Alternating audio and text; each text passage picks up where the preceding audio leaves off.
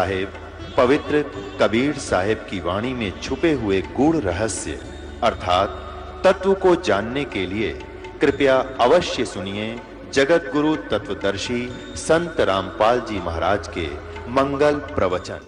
अब ये लीला किसने की? न राम ने की, न कृष्ण ने की, न विष्णु ने की, न शिव ने की। इतिहास देख लो पिछला। और हमारे भगवान का इतिहास आज से 600 वर्ष पहले कबीर सागर में लिखा हुआ है। उनकी लीला, उन्होंने ये लीला की, ये कबीर सागर से प्रमाणित होगा। जब इसमें लिखा है तो 600 वर्ष पहले उन्होंने किया है और वेद वही बता रहे हैं। और जिन महापुरुषों को परमात्मा सचखंड लेकर गए उन्हें छोड़ा, उनमें से गरीबदास जी कहते हैं अन ब्यावर को दूहत है दूध दिया तत्काल और पीवे बालक ब्रह्म गति तात शिव भय दयाल। अब कबीर सागर लिखा था, आप देखिएगा। ये कबीर सागर है, संपूर्ण 11 भाग। खेमरा श्री कृष्णदास प्रकाशन मुंबई। ये कबीर सागर संपूर्ण 11 भाग। और इसके कौन है प्रकाशक दिखाता हूं। ये है कबीर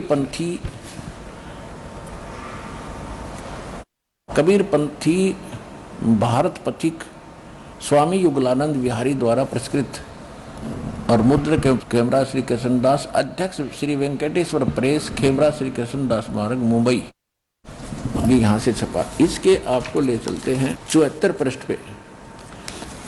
अब इसमें क्या वर्णन किया है, क्योंकि थोड़ा बहुत इन्होंने अपने लंबा समय हो जाने के कारण थोड़ी बहुत इन्होंने इसमें कोई अक्षरों में गलती होगी, बाकी ये सही है। देखिएगा, अब जब परमात्मा की प्राप्ति होगी, ये ज्ञान सागर है।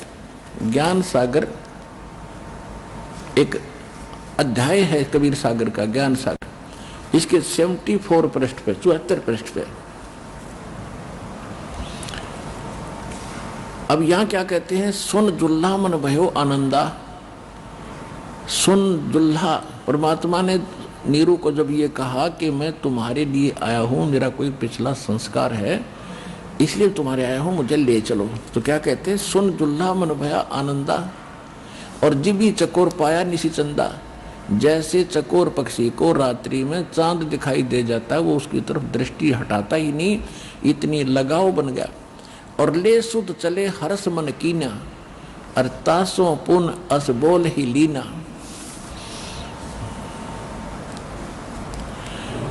अब सुत काशी को ले चले लोग देखण ता आव। जब काशी में ले गए उस पुत्र को, सारे काशी के लोग देखण आए। अन्न पानी बख्शे नहीं, अर्जुन ला शोक जनावे। वो कुछ खा पी नहीं रहा, उनको चिंता हुई। तब जुलाहा मन की दीवाना, उसने विचार किया, रामानंद से कही उत्पाना।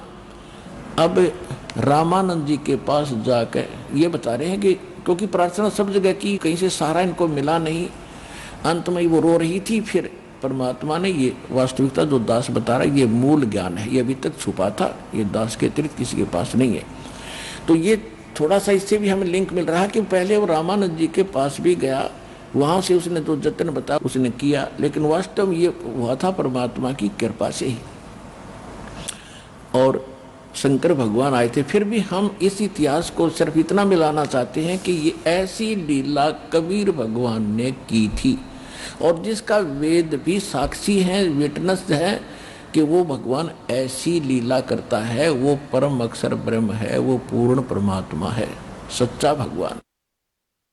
कहते हैं तब जुल्हा मन कीन तिवाना, रामानंद सो कही उत्पाना। मैं सुत पायो बड़ो गुणवंता और कारण कौन बखे नहीं संता। हे संत जी, हे रामानंद जी, मेरा पुत्र मुझे मिला है एक, और वो कुछ खा नहीं रहा, किस कारण से नहीं खाता। रामानंद जब ध्यान तब धारा, जुल्हा सो तब वचन उचारा। रामानंद जी ने ध्यान मग्न होकर जुल्हाए से इस प्रकार कहा कि पूर्व जन्म तो ब्राह्मण जाति, पहले पिछले जन्म में तू पहले ब्राह्मण था, हर सेवा की निभल बाती, तूने बहुत अच्छी भक्ति करी थी, लेकिन कुछ तो सेवा हर की चूका, तूने कोई भक्ति भगवान की में चूक कर दी। ताते भयो जुल्हो का रूपा, इसलिए तू धानक बन गया। और प्रीति प्रभु गए तोर लेडी, तेरी उस प्रीत को, प्रेम को परमात्मा ने स्वीकार करके ताते उद्यान में सुत तो दीना, इसलिए तुझे वहां जंगल में ये एक पुत्र दे दिया। तो क्या कहता है नीरू के हे प्रभु जस कीन्यो तस पायो, मैंने जैसा किया वो तो मुझे फल मिल गया, मैं जुल्हा दानक कहलाता हूँ। और आर्त हो तो दर्शन आयो, मैं संकट में तेरे पास आया हूँ। रामानंद जी नीरू कह रहे सो कहिए उपाय गुसाई, बालक अक्षुधावंत कुछ खाई। कुछ ऐसा उपाय बताइए, मेरा बेटा भूखा है, ये कुछ खा ले। रामानंद अस युक्ति विचारा, तुम सुत कोई ज्ञानी अवतारा। तेरा बेटा ऐसी वैसी आत्मा नहीं है, ये कोई विद्वान यानी कोई पंडित है। बछिया जाही बैल नहीं लागा, एक बछिया लाओ जिसने बैल ने टच भी ना किया हो, कंवारी। सोले ठाड़ करे ते ही आगा, उसके पास लाकर खड़ी कर देना। और दूध चलते ही थनते, दूध ही धरो छिपाई। और अक्षुदावंत जब होवे ताको दे खवाई। जब उसे बछिया ले आओ जिसको बैल ने टच ना किया हो, कुंवारी, और उसके थनों से दूध चलेगा उस तेरे बालक के पास खड़ा करते ही, और उस दूध को फिर तुम उस बालक को पिलाना है। अब देखो, अब फिर आगे क्या बताया है कि जुल्हा एक बछिया ले आवा, यानी कुंवारी बछिया ले आया। और चलो दूध कोई मरम न पावा, चलो दूध जुल्हा हरसाना, राखा छिपाई कहो नहीं जाना। अब यहां आ गया कि दूध पीवे तब दूध पीवत नाम कबीरा, खेलत संत संग मत धीरा। अब उस परमात्मा ने वो दूध पिया जो कुंवारी गाय ने दूध दिया। तो who is God? Kabir is God.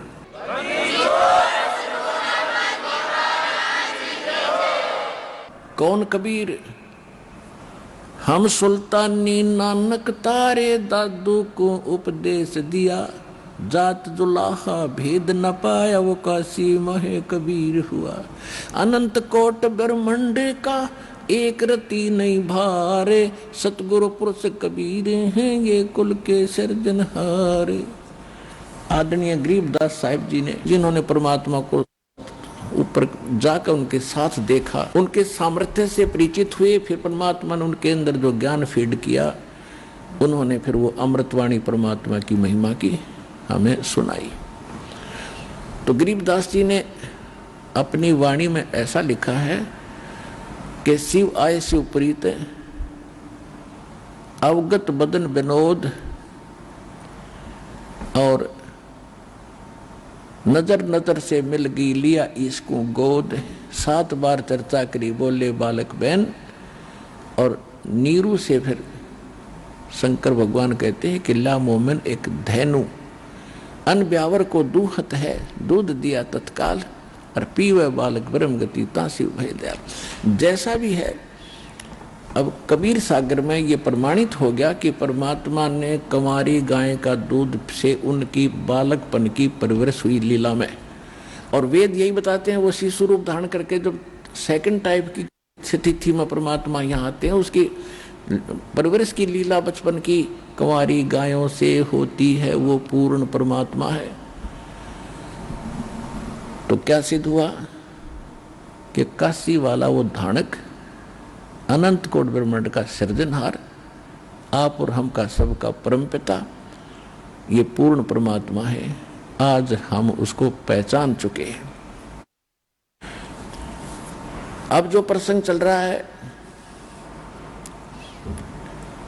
कि जब ये परमात्मा 5 वर्ष के हो गए, क्योंकि ये वेद बताते हैं, ऋग्वेद मंडल नंबर 9 सूक्त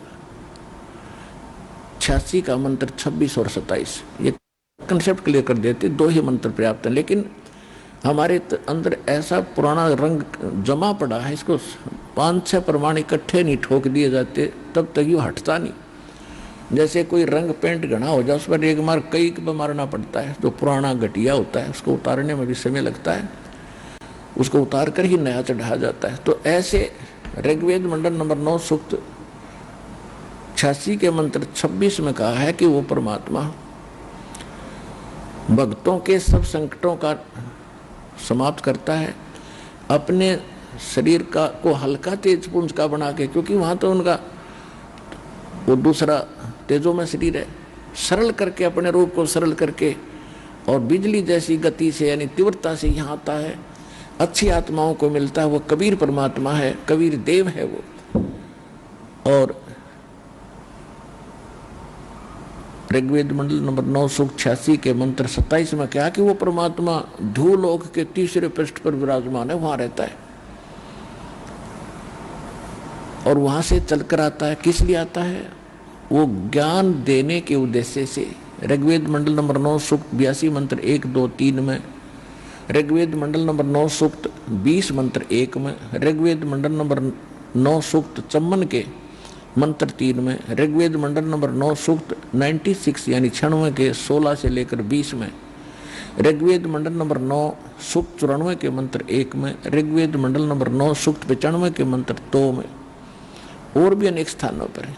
ये इसका सारांश ये है कि वो परमात्मा ऊपर रहते हैं सतलोक में, उस अमर लोक में, और वहां से स्वयं आते हैं गति करके, शिशु रूप धारण करते हैं। एक ऐसी तिथि है, दूसरी में वो कहीं भी कभी प्रकट हो जाते हैं साधु संत रूप बना के। वो उनकी तीसरी प्रकार की स्थिति है।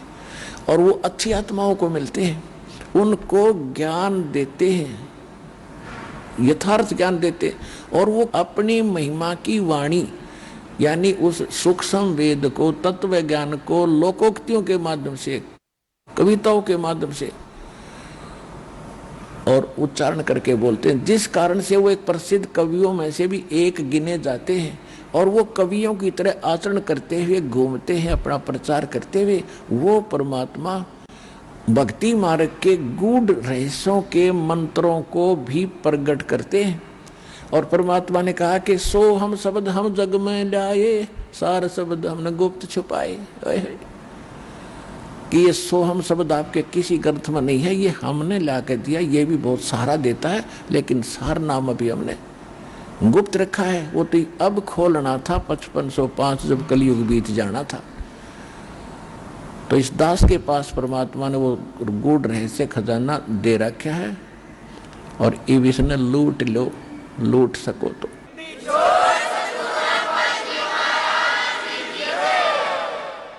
अब ये सिद्ध होता है कि वो परमात्मा ऊपर रहता है, वहां से गति करके आता है, अच्छी आत्माओं को मिलता है, उनको ज्ञान समझाता है। रामानंद नाम के एक महर्षि पंडित जी थे, वो किसी ब्राह्मण के अतिरिक्त अन्य किसी जाति वालों को दीक्षा नहीं देते थे, ना उनसे कोई मंत्र बताते थे और ना उनको भक्ति का अधिकारी मानते थे। जिस कारण से उन्होंने अपने ऋषियों को ही, ब्राह्मणों को ही ऋषि बनाकर प्रचारक बना रखा था। एक दिन परमात्मा ने, क्योंकि वैसे तो दीक्षा देने को तैयार नहीं था परमात्मा को, क्योंकि दुल्हा जाति से संबंध रखते थे, उन्होंने एक लीला की। जब वो 5 वर्ष के हो गए, तभी से इन ऋषि महर्षियों के छक्के छुड़ा दिए उन्होंने ज्ञान से परमात्मा को। जिस उद्देश्य को लेकर आए थे वो तो करना ही था उन्होंने।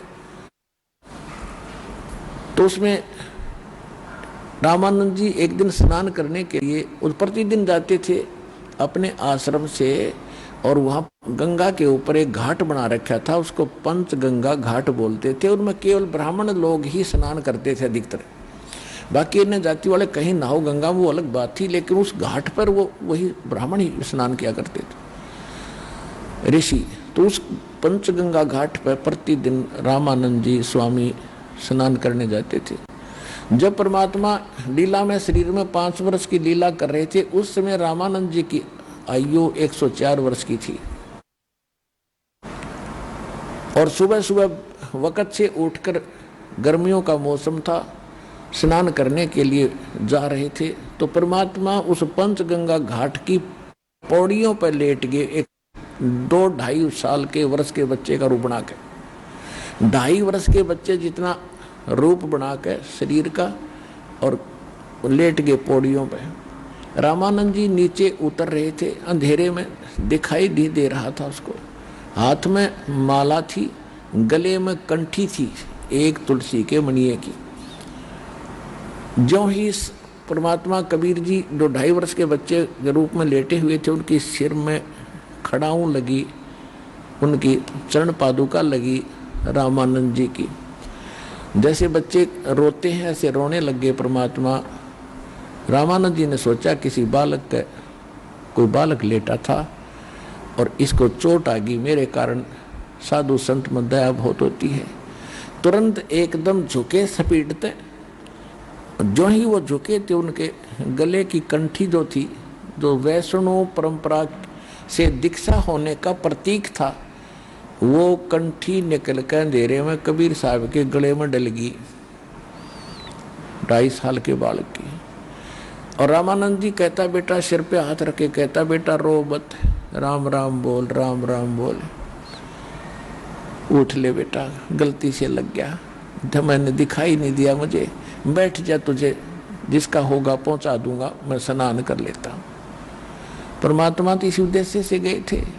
उन्होंने वो स्नान करने लगे, वो अंतर्ध्यान होकर अपने मुंह बोले माता पिता की झोपड़ी में आकर विश्राम किया। रामानंद जी ने देखा बच्चा चला गया, सोचा चला गया होगा, चला गया, बात समाप्त हुई। एक दिन परमात्मा ने एक विवेकानंद नाम के रामानंद जी के शिष्य थे, और इसने क्या कर रखा था, रामानंद जी ने 1400 ऋषि बना रखे थे, इनके अक्षेत्र बांट रखे थे। काशी में भी 52 विभाग कर रखे थे, और 52 स्थानों पर ये प्रतिदिन ये ऋषि इसके प्रचार करते थे।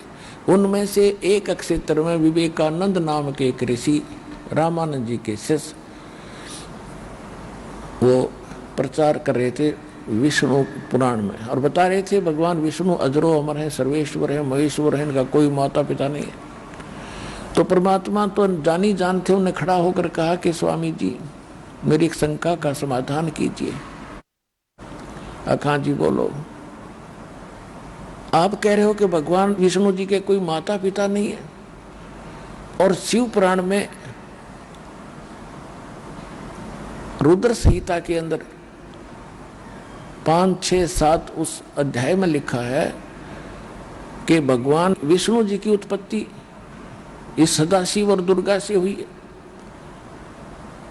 शंकर जी से, जैसे जिसको आप शिव बोलते हो। नहीं नहीं, ऐसा कहाँ लिखा, कहाँ लिखा? उसने वो खोल कर देखी, उसमें लिखा मिला, उल्टी रख दी। कहते झूठ बोलता है, झूठ बोलता है, ये जुलाहे का बच्चा, क्या जाने सदग्रंथों के बारे में, देखो रे लोग कितना झूठ बोलता है, ऐसा कुछ नहीं है। तो उसने विवेकानंद ने पूछा कि तुझे ये ज्ञान कहां से हुआ, तू ऐसी बकवास कर रहा है, क्या तू पढ़ा है या तूने कहीं से दीक्षा ली है? कहां जी दीक्षा ली है, किससे? जिससे आपने ले रखी है। अब वो स्वामी रामानंद का शिष्य ब्राह्मण, और विवेकानंद जी ने पूछा कि तेरी जाति कौन है? उससे पहले श्रोता ही कहने लगे कि ये तो नीरू जुलाहे का बेटा है, और इसकी तो आदत है स्वामी जी, जहां जाता है ये छेड़छाड़ करता ही है। तो कहने लगा देखो रे, ये जुलाहे का पुत्र मेरे गुरुजी से दीक्षा ये कहता मैंने ले रखी है। तो उस विवेकानंद ने कहा कि तुझे पता मैं किसका शिष्य हूं? कहाँ पता है, किसका? स्वामी रामानंद जी के शिष्य आप। तो स्वामी रामानंद जी ब्राह्मण हैं? विवेकानंद ने कहा हाँ मुझे पता ब्राह्मण है। और आप जुलाहा हो, आपको दीक्षा कैसे दे दी? कि दे दी। मैं कहने लग रहा कि क्या सबूत है तेरे पास? कि मेरे पास ये देख कंठी दे रखी। कंठी तूने वैसे डाल ली होगी कि रामानंद जी से पूछ लेना। फिर अब रामानंद जी के पास गया और सभी श्रोताओं से कहा कि देखो रे कितना झूठा है ये जुलाहे का पुत्र। उसने विषय बदल दिया, सच्चाई से हटकर जनता को भ्रमित करना चाहा और मूर्ख बनाए रखना उनका उद्देश्य था कि तुम्हारी सच्चाई का पता ना लग जाए, लोग तुम्हें धिक्कारेंगे कि तुमने के पढ़े आज तक। देखकर भी वो जान बूझ कर अनदेखा करा करते थे। और परमात्मा कहते जान बूझ साची तजर करे झूठ तने, ताकि संगत है भगवान स्वप्न में भी ना दे। ऐसे मूर्खा की तो स्वप्न में भी ना चाहिए। ये गुरु बने बैठे थे और श्रोताओं से कहा कि तुम भी आना कल सुबह 8-9 बजे, स्वामी जी से कहूंगा इसको वहीं बुलाएंगे। ऐसा ही हुआ। लंबी कहानी है, आज विषय थोड़ा सा और सुनाना चाहता था। तो रामानंद जी के पास जाकर विवेकानंद जी ऋषि ने कहा कि महाराज हमारी तो नाक कट गई, हम तो मुंह दिखाने लायक नहीं रहे जनता में। एक दानक का पुत्र आपको कहता है कि मैंने स्वामी जी से नाम ले लिया है, उनको गुरु बना लिया है, और भरे समाज में बोला महाराज हम तो मर गए, कति हमारी तो जो है ना सामाजिक मौत हो जाएगी, हमें कौन पूछेगा। इस बात से रामानंद जी का भी गुस्सा उठा कि मैं दुल्हाओं को तो निकट भी नहीं आने देता, दूर से बातें करता हूं, छूने भी नहीं देता, अपने चरण भी नहीं छूने देता। उसको लाओ बुलाकर, लंबी कथा, यानी कब परमात्मा को वहां लाया गया। उधर से सब श्रोता आगे, जिनको जानबूझकर आमंत्रित किया था विवेकानंद ने कि ये अपने कानों सुन लेंगे कि ये झूठा है, और यही झूठ ये बोल रहा था कि विष्णु जी का जन्म दुर्गा से और शिव से हुआ है। अब जो ही रामानंद जी के सामने, कुटिया के सामने परमात्मा को खड़ा कर दिया, रामानंद जी ने पर्दा लगा लिया, क्योंकि सामने सारे ब्राह्मण समाज बैठा, और उसने तो दिखाना ही था कि मैं तो इससे बात भी नहीं करता आमने सामने शूद्रों से। झोपड़ी पर पर्दा लगा लिया। कबीर साहब बाहर खड़े हैं, रामानंद झोपड़ी के अंदर, कुटिया के अंदर खड़े हैं। तो रामानंद जी ने कहा कि ए बालक,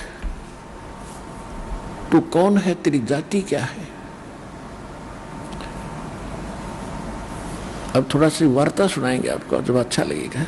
5 वर्ष के जब होए ये काशी मंज कबीर, दास गरीब अजब कला ये ज्ञान ध्यान गुण थीरे। गुल भया काशी पूरी ये अटपटे बैन बिहंगे, दास गरीब गुनी थके सुन जुल्हा पर संगे। आदरणीय गरीबदास साहिब जी को परमात्मा सचखंड सतलोक लेकर गए थे, जहां भगवान रहते हैं, जहां हम सभी रहा करते थे, और फिर उनको सब ऊपर के सब ब्रह्मांड दिखा करके, ब्रह्मा विष्णु महेश को दिखा करके वापस छोड़ा था। और परमात्मा ने कबीर सागर कबीर वाणी चैप्टर में लिखा हुआ 136-37 पृष्ठ पे कि 12वां पंथ गरीबदास पंथ होगा, संवत 1774 में उनका जन्म होगा, और उसके द्वारा मेरी महिमा की वाणी पुनः प्रकट होगी। उस वाणी को ये 12 पंथ और गरीबदास पंथ भी समझ नहीं सकेगा। उसको समझाने के लिए फिर मैं आऊंगा उसी गरीबदास पंथ में आगे चल के। परमात्मा नहीं आए तो दास भेज दिया इस अनमोल ग्रंथ को समझाने के लिए।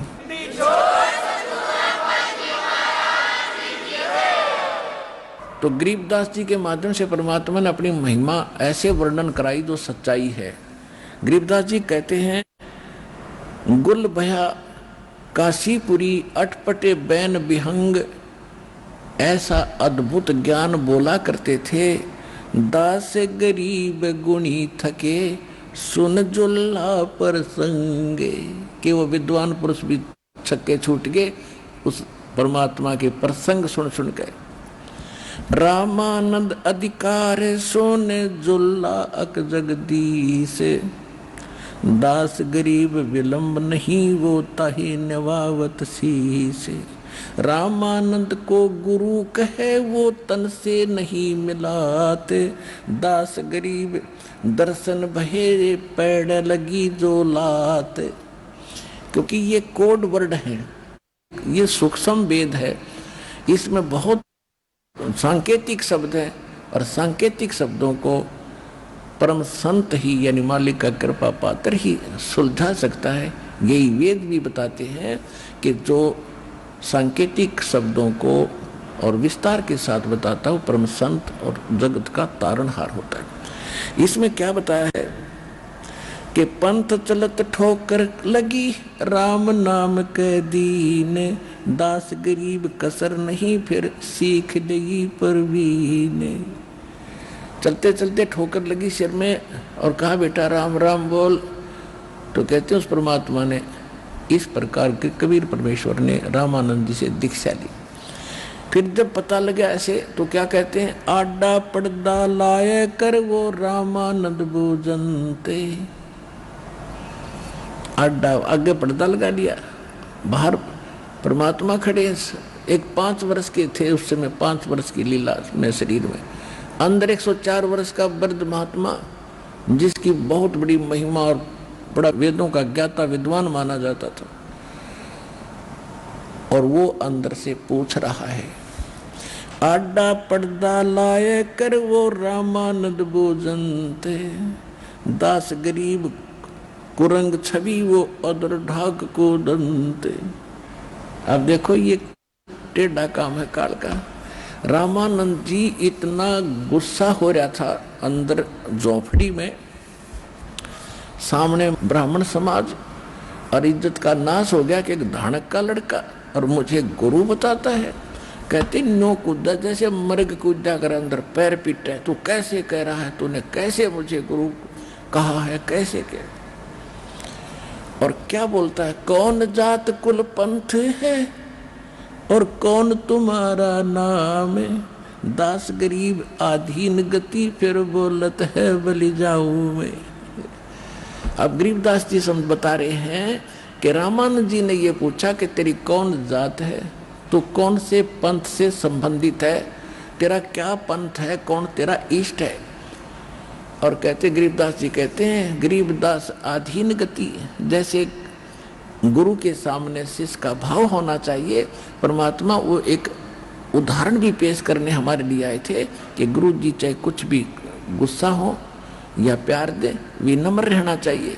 तो क्या कहते हैं कि वो कह रहा है तेरी कौन जात है, तेरा कौन पंथ है, बता मुझे। और वो बड़े आधीनी से भगवान कह रहे हैं, गरीबदास आधीन गति ही बोलत है बलि जाऊं मैं, कि बलिहारी जाऊं उस भगवान पे। कितना विनम्र ढंग से रामानंद जी से पेश आए। और फिर क्या बोले, जात हमारी जगत गुरु और परमेश्वर है पंथ, दास गरीब लिखत पढ़े मेरा नाम निरंजन कंत।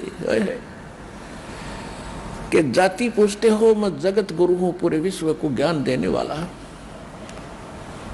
और मेरा पंथ पूछते हो, कौन सा मेरा मार्ग है, मेरा परमेश्वर पंथ है। ओए होए, ईश्वर परमेश्वर, तीन पुरुष है, तीन भगवान है। श्रीमद् भगवद गीता अध्याय नंबर 15 के श्लोक 16 और 17 में तीन पुरुष हैं।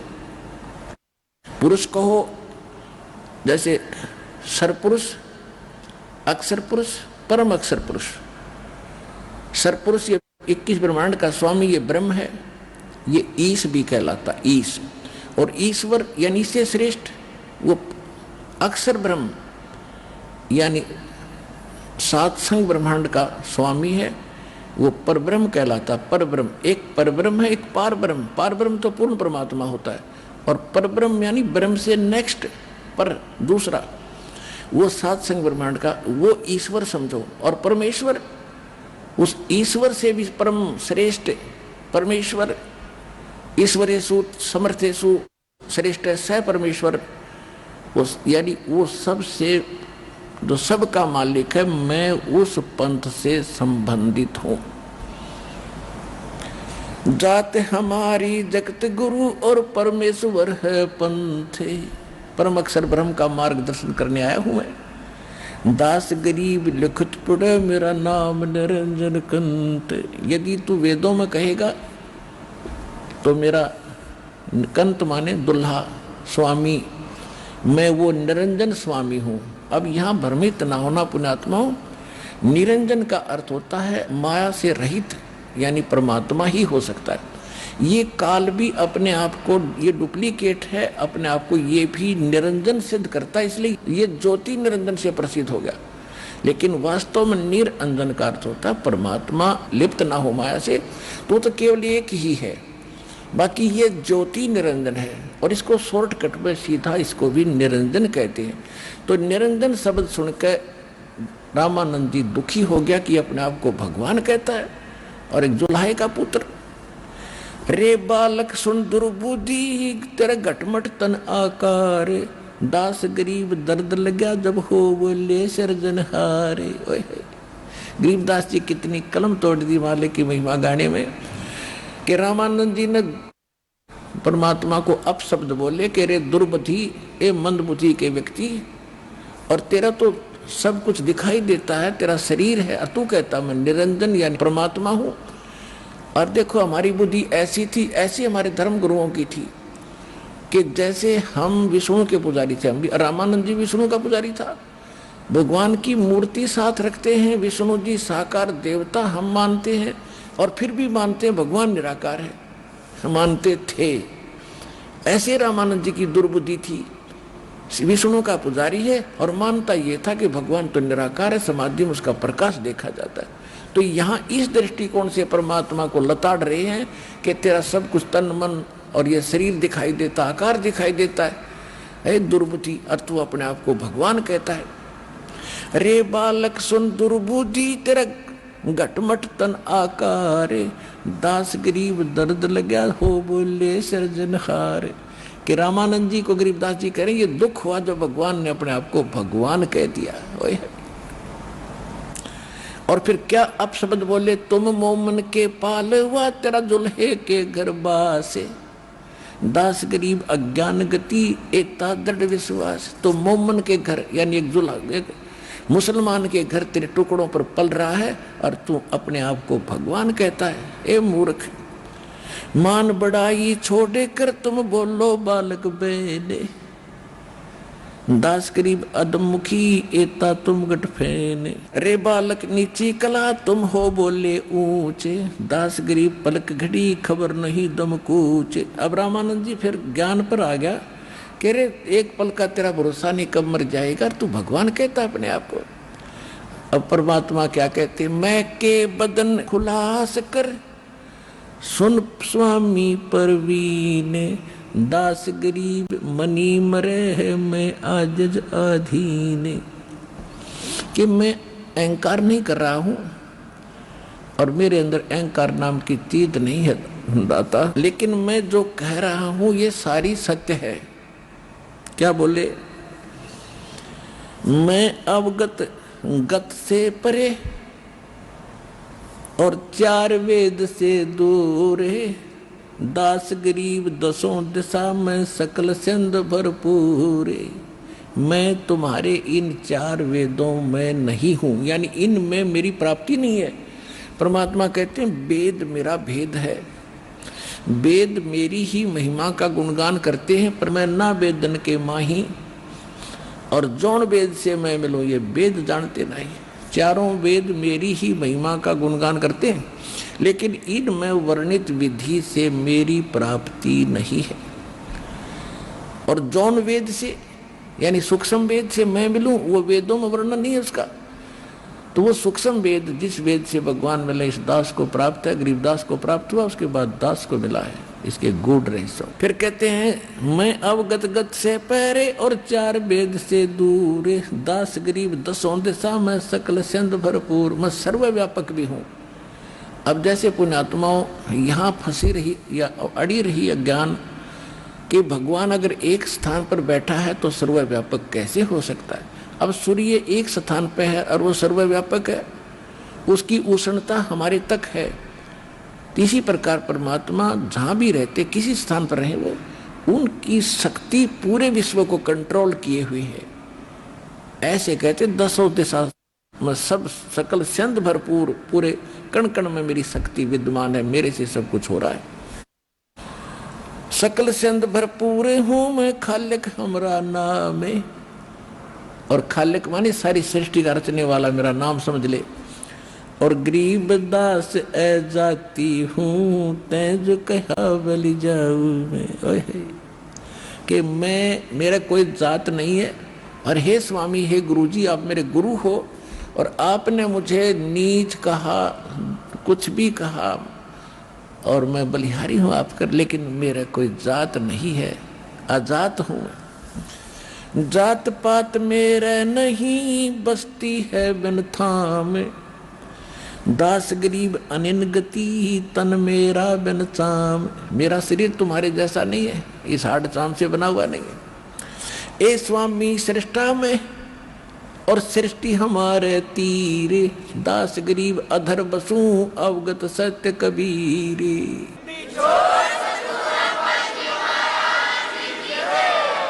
ए स्वामी सृष्टा में सारी सृष्टि का रचनहार मैं हूं और सृष्टि मेरे तीर, मेरे आधार, मेरी शक्ति के ऊपर रुकी हुई है।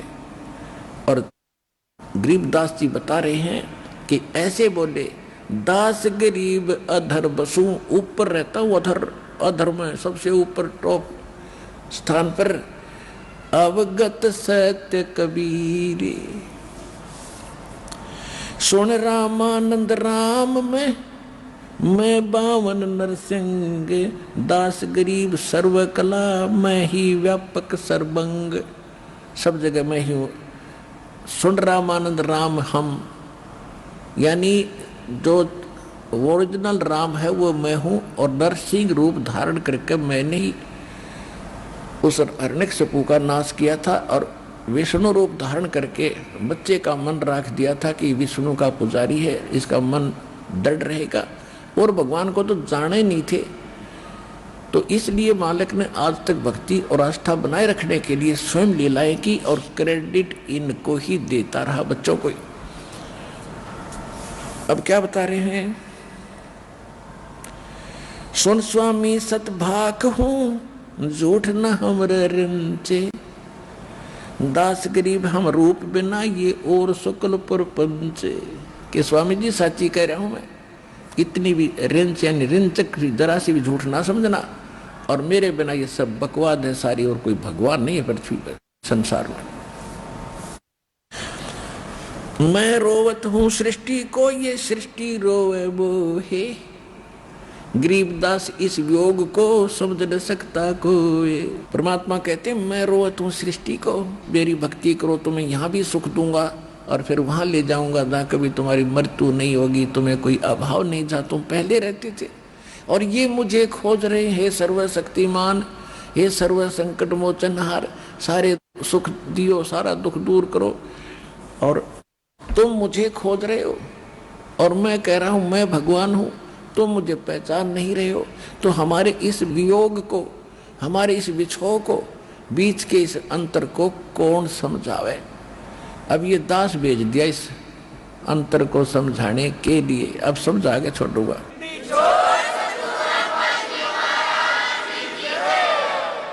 अब रामानंद जी ने सोचा कि ये तो भाई ज्यादा घनी बात बना रहा है, ऐसी दृढ़ बात कर रहा है।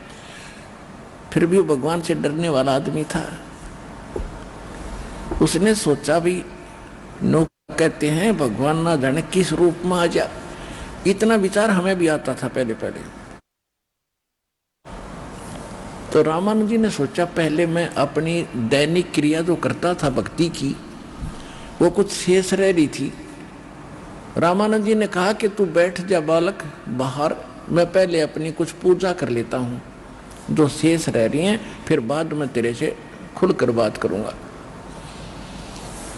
अब रामानंद जी कैसी साधना करता था, ये कर्म कांड किया करते हैं। एक तो मूर्ति होती है भगवान विष्णु की, और मूर्ति, एक तो कर्मकांड मूर्ति से करते हैं कि भगवान विष्णु की मूर्ति के सभी कपड़े उतार देते हैं, उनको स्नान कराते हैं, और फिर नए सिरे से स्वच्छ कपड़े, धोती और सारा कुछ कपड़े दोबारा से उनका श्रृंगार करते हैं।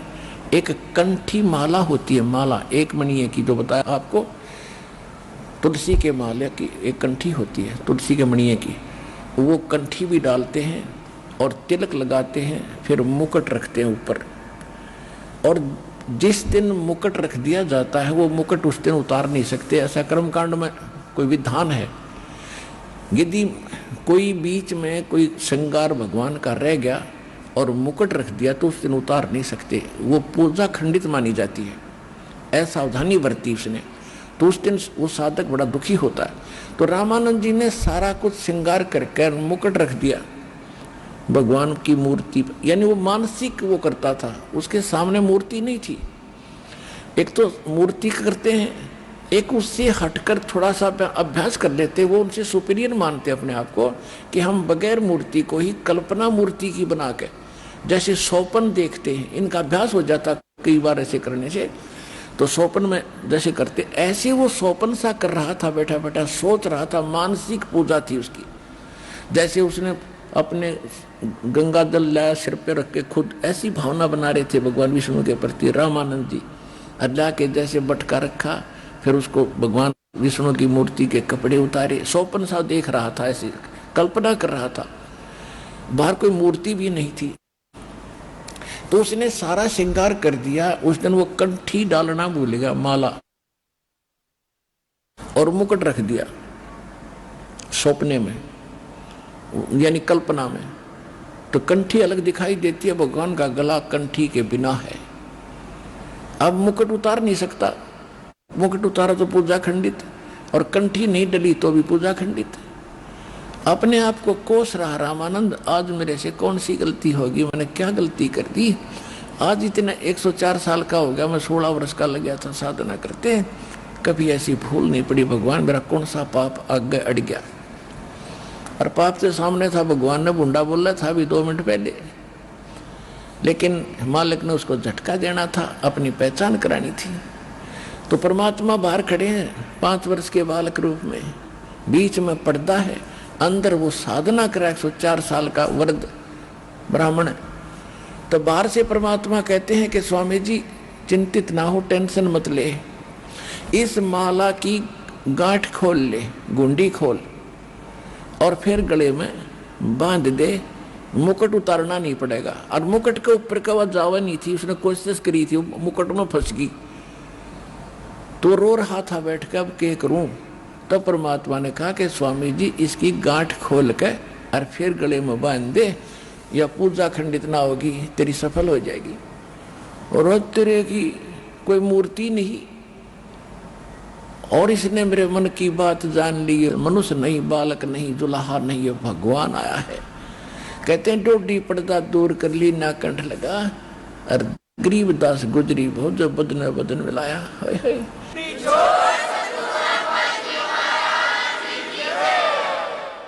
तो पुण्यात्माओं, इसको ब्राह्मण कहते हैं। ब्राह्मण सो जो ब्रह्म पहचाने, जो भगवान को पहचान ले, वो ब्राह्मण है। अब देखो यहाँ ये है वो खेल भक्तों, यानी सूरवीर कौन होता है, ये होते हैं सूरवीर भक्त।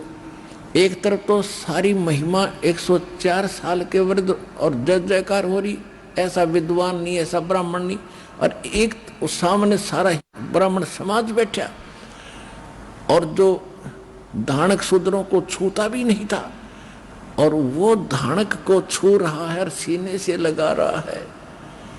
तो पुण्यात्मा इसको ब्राह्मण कहते हैं। उस समय उसने समाज नहीं देखा, उसने भगवान देखा जिसके लिए तड़प रहा था, और बाढ़ में जाओ समाज, और सबके सामने उसको सीने से लगा लिया। अब गरीबदास जी कहते हैं गुजरी तो बहुत, उसके मन पर बहुत बड़ी समस्या तो पैदा हुई उसको, जब जुल्हे के बालक को सीने से लगा। पर इसको कहते हैं संत, कहते एक के चोट से धारिया दिन मिलन दाचा। अब क्या बताते हैं, वार्ता सुनाता हूं।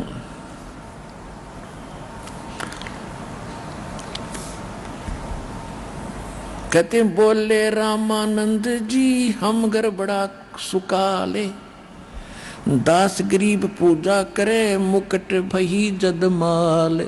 मुकुट में माला फंस गई। परमात्मा बोले सेवा करो संभाल कर, सुन स्वामी सुर ज्ञाने, दास गरीब सिर मुकुट धर, माला अटकी आण। स्वामी घुंडी खोल कर फिर माला गल डारे, दास गरीब इस भजन को भाई जान सके कर तारे। जब परमात्मा ने कहा स्वामी घुंडी खोल के ये माला गल डार, रामानंद जी कहते मेरी भक्ति और मेरी साधना को भगवान के अतिरिक्त कोई नहीं जान सकता, क्योंकि बाहर कोई साकार मूर्ति भी नहीं थी। डोडी पर्दा दूर कर फिर लीना कंठ लगाए, गरीबदास गुजरी बहुत जब बदन का बदन मिलाया। एक जुल्हे से संपर्क किया, टच किया। कहते मन में नोता आवती किए कहेंगे, पर कहने दे, नो भी गिर आवती कहने दे, भगवान मिल गया।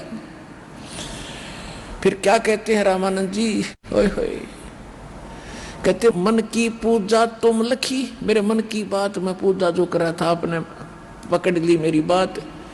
और मुकुट माल परवेशे, गरीब दास गति कौन लखे, तेरा कौन वर्ण के भेखे। ओए होए।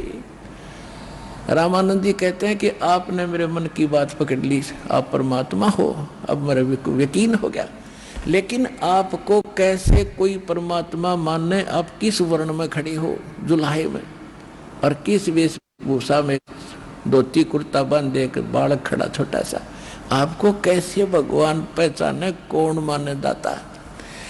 मन की पूजा तुम लखी ये मुकुट माल परवेश, गरीब दास गति कौन लखे, तेरा कौन वर्ण क्या बेश। अब रामानंद जी क्या कहते हैं, ये तो दीक्षा तुम दी मान ली मन मोरे, गरीब दास तुम कोमल पुरुष और हमरा बदन कठोरे। जब रामानंद जी ने कबीर परमात्मा 5 वर्ष के बच्चे को सीने से लगाया, ऐसा शरीर था जैसे रबड़ का होया करे, हार्ड मास का शरीर नहीं दाता का। ये विधेयी थे, विधेयी माने विलक्षण देह थी परमात्मा की, हमारे जैसी देह नहीं, से भिन्न देह थी। तेज पुंज का शरीर था दाता का। रामानंद जी कहते मेरा तो वज्र जैसा शरीर है दाता, और आपका तो कोमल बदन रुई जैसा शरीर है दाता आपका। ये तो दीक्षा तुम दी, यानी आपने मुझे जो अकल दी है, जो मेरी अकल ठिकाने लाने के लिए जो मेरे साथ आपने घटना करी है, या तो मैं समझ गया, क्योंकि बुद्धिमान था कि मेरे को इस जाति वाले भ्रम से मिटाने के लिए, हटाने के लिए इन्होंने जो कुछ लीला की है। और तुम कोमल पुरुष हे परमात्मा, आप तो बहुत नरम शरीर है आपका, और हमरा बदन कठोर। अब क्या होता है कि रामानंद जी ने, अब परमात्मा ने तो वार्ता बढ़वानी थी, उनका थोड़ी सी भूल फेर डाल दी, वह पिछली बात याद दिला दी कि एक बात बताओ बच्चा, आपने झूठ क्यों बोला। परमात्मा बोले झूठ क्या बोला स्वामी जी। अपने आत्माओं, परमात्मा ने हमें एक उदाहरण पेश किया है कि गुरु और शिष्य का कैसा भाव और लगाव होना चाहिए। गुरु के सामने अति अधीन होकर बात करे, परमात्मा तुल्य मान के उनसे व्यवहार करे, स्वयं मालिक होकर के एक गुरु और शिष्य की भूमिका हमारे लिए एक उदाहरण पेश करते हुए कितना प्यार से कह रहे हैं। कहते हैं स्वामी जी, मैंने कैसे झूठ बोला कि बेटा आपने कहा कि मैंने तुम्हें दीक्षा दी है। कहा जी आपने दीक्षा दी है, कब दी है। एक दिन आप स्नान करने गए थे, मैं पैड़ियों पर लेटा हुआ था, आपकी खड़ा मेरे सिर में चरण पादुका लगी थी, मैं रो रहा था, और आपने कहा था बेटा ना रो, राम राम बोल, राम राम बोले। कि हाँ, उसको याद आया कि भाई वो तो एक छोटा बच्चा था बेटा, क्योंकि 2.5 वर्ष के बालक का रूप था उसमें, और वहां खड़े थे 5 वर्ष के बालक के रूप में। तो 2.5 वर्ष के बालक का और 5 वर्ष के बालक का डबल डिफरेंस होता है हाइट में, शरीर में, बॉडी में। तो वह उसके गले ना उतरे रामानंद जी के। तो परमात्मा ने उसी समय एक अन्य रूप बनाया 2.5 वर्ष के बच्चे का, और एक सेवक की चारपाई थी, उस पर लेट गए। अब देखो स्वामी जी ऐसा था। अब स्वामी जी ने 6 बार तो 2.5 वर्ष के बच्चे की तरफ देखा, और 6 बार सामने खड़े मालिक 5 वर्ष के बालक के रूप में देखा। और थोड़ी सी देर में क्या हुआ, 2.5 वर्ष का बच्चा वहां से उठकर उस 5 वर्ष के बालक में समा गया। रामानंद जी खड़ा रह गया।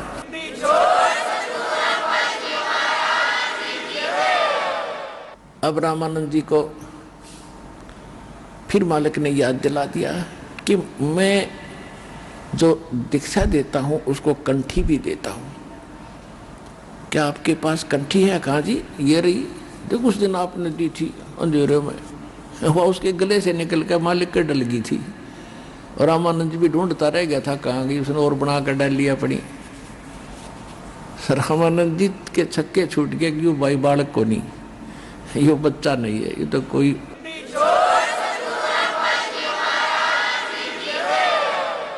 फिर रामानंद जी ने कहा जी मैं तो राम नाम तो नहीं देता किसी को मंत्र रूप में। जैसे पुण्यात्माओं हम सच्चाई बोलते, ये हमारा कोई मंत्र नहीं है, ये नाम जाप नहीं है। सतनाम कहते हैं, ये नाम जाप नहीं है, वो मंत्र अन्य है। तो ये ऋषि लोग कोड वर्ड रखते थे, राम राम कहते थे, भाई राम राम बोल। तो राम राम, और वो नाम देता था ओम, ओम मंत्र देता था, और ओम नमः भगवते वासुदेव एक ये मंत्र देता था, और ओम मंत्र देता था। लेकिन ये बताते नहीं थे किसी को सामने को। जैसे आम ये रिवाज कैसे पड़ गई इनको एक संकेत दिया जाता था कि राम नाम की भूल ना लगे। भगवान राम नाम, उनका राम नाम ओम था, हमारा राम नाम है ये 2 अक्षर का सतनाम। राम नाम जप कर थर होई, ओम सोहम मंत्र दोई। और उनका केवल राम नाम था ओम। तो ये राम राम तो एक औपचारिक था। जैसे कहा जाता था भी भगवान की भूल कभी ना पड़े, काम करते करते भी याद करते रहना। तो सबको आदेश दिया जाता था ऋषियों को कि एक दूसरे को राम राम बोलना। राम राम का अर्थ ये समझ लेना कि जो मंत्र दे रखा है उसका जाप कर, टेंशन में मत घूम। तो सामने कोई मिलता था उसको राम राम कहते थे, वो समझ जाता था हाँ जी हाँ राम राम राम राम, हाँ मेरे याद है, अब कर रहा हूँ या अभी शुरू कर देता हूँ जो मंत्र मुझे प्राप्त है। ये उनका कोड वर्ड थे। फिर ये पूरे समाज में पहुंच गया उनसे सुन के राम राम जी, राम राम जी। और जैसे हम सच्चाई बोलते हैं भी भगवान ही है और सब कुछ यहाँ का फीका संसार है, तो उसका अर्थ ये होता है भी भगवान की भक्ति ही सब कुछ है, उसमें लीन रहना चाहिए, हमारा सच्चाई का ये अर्थ है। तो इसी प्रकार वो राम राम बोला करते थे। तो परमात्मा से रामानंद जी ने कहा कि मैं राम नाम नहीं देता, कोई और मंत्र है। परमात्मा बोले आप ओम नाम देते हो। रामानंद जी बैठ गया बुढ़ा आदमी, ये तो भाई सचमुच कति जानी जान है। फिर कहने लगा बच्चा एकांत में बैठूंगा, मैं तेरे बात करूंगा न्यारी। वो समाज तो उठ के चला गया सारा, ब्राह्मण तो सारे विदज्ञ के बुढ़ापे में इसकी अकल खराब होगी। रामानंद की बुद्धि चल गई, एक धानक को सीने से लगा लिया दुल्हाई को और चले गए, जाओ जाओ बाढ़ में जाओ। तुमने जो जिस वस्तु के लिए उसने घर छोड़ा भगवान के लिए तरफ रहा था, वो सामने बैठा के देखा समाज ने, फिर भगता नहीं जो समाज जी की तरफ देख रहा है तो सफलता नहीं हो सकती। फिर वो अलग से बैठे रामानंद जी, वो 2-4 और बैठ गए, उनके साथ बैठे रहते थे। तब परमात्मा ने कहा कि आप किसकी भक्ति करते हो स्वामी जी? कि मैं विष्णु जी की भक्ति करता हूं। आप वेदों को सत्य मानते हैं? हाँ, वेद तो 1 नंबर के ग्रंथ हैं। आप क्या नाम जाप करते? कि ओम नाम करता हूं। और क्या करते हो? ओम नमः भगवते वासुदेव नमः और ओम नमः शिवाय और बाकी सारे कुछ। तो परमात्मा ने कहा कि ओम भगवते वासुदेव नमः, ये तो गीता में भी नहीं है ना वेदों में है। वेदों में केवल ओम मंत्र है, आपकी बात मान के। और उससे ज्यादा ओम नाम तो एक कहने मात्र था, लेकिन ज्यादातर ये विष्णु जी के ही पुजारी थे। तो जैसे हम अपने इष्ट रूप में जिसको पूजते हैं, हमारी आशा वहीं रहती है, और जहां आशा तहां बासा हुई। तो परमात्मा ने पूछा आप किसकी पूजा करते हो? विष्णु जी की। कहाँ जाओगे विष्णु जी की पूजा से? कि विष्णु जी के लोक में स्वर्ग में जाऊंगा। परमात्मा ने पूछा कि उस स्वर्ग में स्वामी जी कितने दिन रहोगे? कि ये तो बच्चा मेरी भक्ति पर निर्भर करेगा, मेरे पुण्यों पर निर्भर करेगा, मैं कितने दिन रहूंगा वहां। फिर कहाँ जाओगे स्वामी? वो पुण्य तो समाप्त होंगे, स्वर्ग समय भी समाप्त होगा, फिर कहाँ जाओगे? पता नहीं बच्चा, फिर कहाँ जाना होगा। मैं बताऊंगा फिर कहाँ जाओगे। फिर पीछे तू पशुआ की जय गद्दा बैल बनाई, ये 56 भोग कहाँ मन भोरे की तकुरड़ी चरने जाई। फिर आप नरक में जाओगे। आपके पाप भी साथ हैं, पुण्य भी साथ, दोनों इकट्ठे। पुण्य भी साथ जमा होते हैं और पाप अलग जमा होते हैं, पुण्य अलग। जब पुण्य समाप्त हो जाएंगे आप स्वर्ग से भी भगा निकाल दिए जाओगे, फिर नरक डाले जाओगे।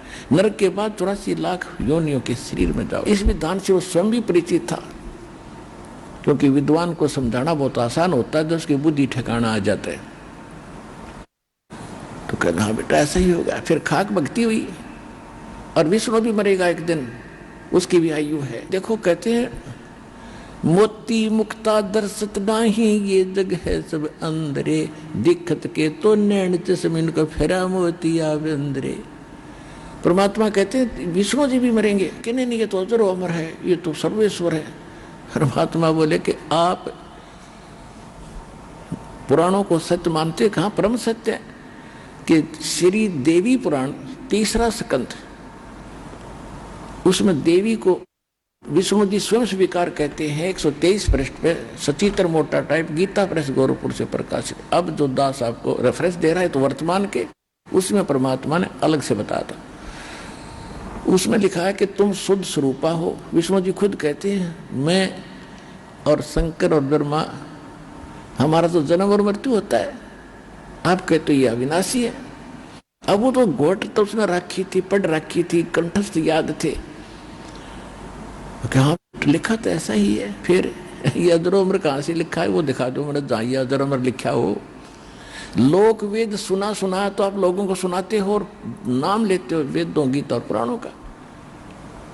अब बुढ़ा आदमी कति छक्के छूट गए उसके, आंडी पाक रहा था, विद्वान पाक रहा था। कहने के बच्चा अब क्या करूं कि मैं बताऊं ऐसे साधना कीजिए। फिर उसके मन में ये आता है, रामानंद जी के मन में, क्योंकि वो अभ्यस्त समाधिस्थ होने का हठ योग करते हैं ये सभी, और समाधि लगाने की चेष्टा करते हैं। कहता बच्चा मैं समाधिस्थ होता हूं ना, मेरी सुरती बहुत दूर तक जाती है। परमात्मा बोले भाई, कहते योग युक्त प्राणायाम कर, जीत्या सकल शरीर, त्रिवेणी के घाट में वो अटक रहे बलवीर। गरीबदास जी ने लिखा है अपनी वाणी में। आइए अब हम उन श्रद्धालुओं के अनुभव जानते हैं जो जगत गुरु तत्वदर्शी संत रामपाल जी महाराज जी से दीक्षा प्राप्त कर चुके हैं तथा उनके द्वारा बताए गए भक्ति मार्ग पर चल रहे हैं। सर नमस्कार। नमस्कार सर क्या नाम है आपका? बलवीर सिंह है। बलवीर जी कहाँ से आए हो आप? सर मैं रायसी नगर से, श्री गंगानगर जिले के। सर संत रामपाल जी महाराज जी से जुड़ने से पहले क्या भक्ति साधना करते थे आप? सर जो मेरे यहाँ परिवार में जैसे आम जो भक्तियाँ होती है, हनुमान जी की, शिव जी की, श्री कृष्ण जी की, माता जी की, ये सबसे पहले चलती थी भक्तियाँ। सर ये जो पूजाएं आप करते थे क्या उनको करने से कोई विशेष लाभ नहीं मिलता था? बिल्कुल इनसे कोई लाभ नहीं मिलता था। जो भी करता था वो सही नहीं होता था। कोई भी काम करता था तो मेरा सही नहीं होता था। तो संत रामपाल जी महाराज जी के बारे में कैसे पता चला आपको? सर मैं एक बार टीवी देख रहा था। मैं हमेशा ही आध्यात्मिक चैनल ज्यादा देखता था। एक बार जैसे टीवी पर चैनल बदलते बदलते संत रामपाल जी महाराज जी का चैनल है ये आ गया, और देखा तो इनके अंदर ये कुछ शास्त्रों के साथ पढ़ के कुछ बता रहे थे, तो मेरे का कुछ ये बहुत अच्छा लगा। उसके बाद में मैंने इनका पूरा ज्ञान सुना और फिर मैंने पुस्तक मंगाई। पुस्तक के माध्यम से फिर मेरे को पूरा ज्ञान हुआ। फिर मैंने बरवाड़ा जाकर संत रामपाल जी महाराज का नाम दीक्षा ली। उसके बाद में मेरे को काफी सारे लाभ हुए। सर आप संत रामपाल जी महाराज जी से जुड़े, उसके बाद आपको क्या क्या लाभ मिले? उसके बाद जुड़ने के बाद लाभ मेरे, सबसे पहले तो एक मानसिक जो परेशानी थी, दिमागी टेंशन ज्यादा रहती थी, मेरे काम का बर्डन ज्यादा रहता था, परिवार के अंदर कलेश रहता था, और मेरे शरीर के अंदर का बैक पेन वगैरह, दर्द वगैरह, लीवर वगैरह, ये समस्याएं बहुत ज्यादा थी, जो संत रामपाल जी महाराज का नाम दीक्षा लेने के बाद में वो खत्म हुई। सर 10 साल आप राधा स्वामी पंथ में रहे हो, उसके बाद आपने संत रामपाल जी महाराज जी से नाम दीक्षा ली, आपको दोनों संतों में क्या अंतर नजर आता है? सर जो भी ये विद रामपाल जी महाराज जो ज्ञान बताते हैं वो विद प्रूफ है। उसके अंदर जैसे अपने कोई जमीन या कागज प्लाट जैसे भी लेते हैं कोई भी, तो उसके अंदर अपने रजिस्ट्री पट्टा वगैरह देखते हैं। इसी प्रकार से जब इनका ज्ञान देखा तो इसमें प्रमाणित पाया गया कि वास्तव में भक्ति ये प्रमाणित भक्ति और सही भक्ति है। क्या सर राधा स्वामी पंथ में कोई प्रमाणित भक्ति नहीं बताई जाती? नहीं सर, उसमें मेरे को कुछ लाभ नहीं हुआ। कोई प्रमाणित भक्ति नहीं थी उसके अंदर, सिर्फ वो देख देख के और एक दूसरे गाते रहते थे, तो उससे कोई ज्यादा लाभ नहीं था।